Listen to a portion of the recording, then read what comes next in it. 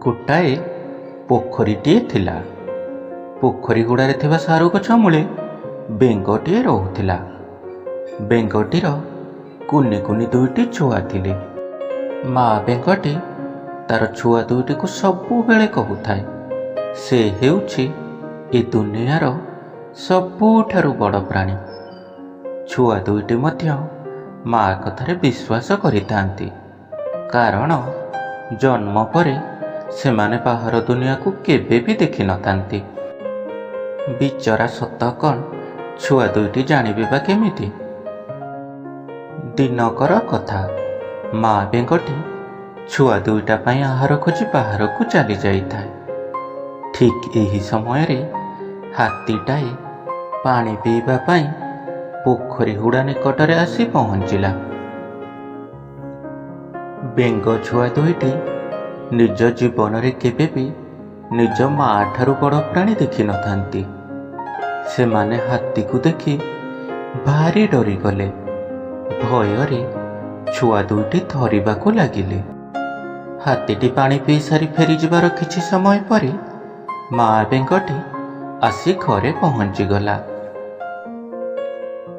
ନିଜର କୁନି କୁନି ଛୁଆ ଦୁଇଟି ଭୟରେ ଥରୁଥିବାର କାରଣ ଛୁଆ ଦୁଇଟିଙ୍କୁ ପଚାରି ବୁଝିଲା।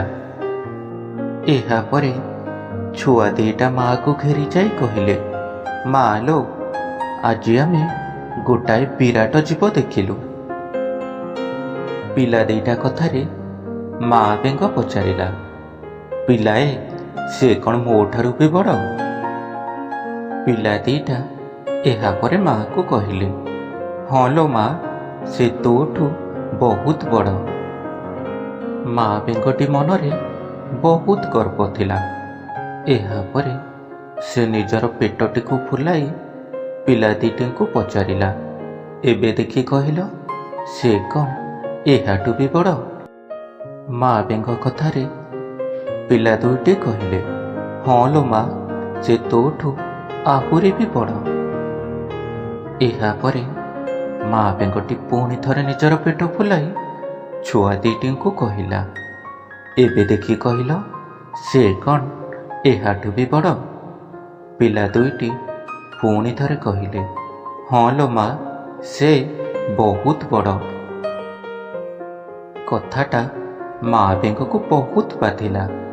ସେ ଏହାପରେ ନିଜର ପେଟ ଫୁଲାଇବାକୁ ଆରମ୍ଭ କରିଥିଲା। ଏମିତି ପେଟ ଫୁଲାଉ ଫୁଲାଉ ତା ପେଟଟା ଠୋ କରି ଫାଟିଗଲା।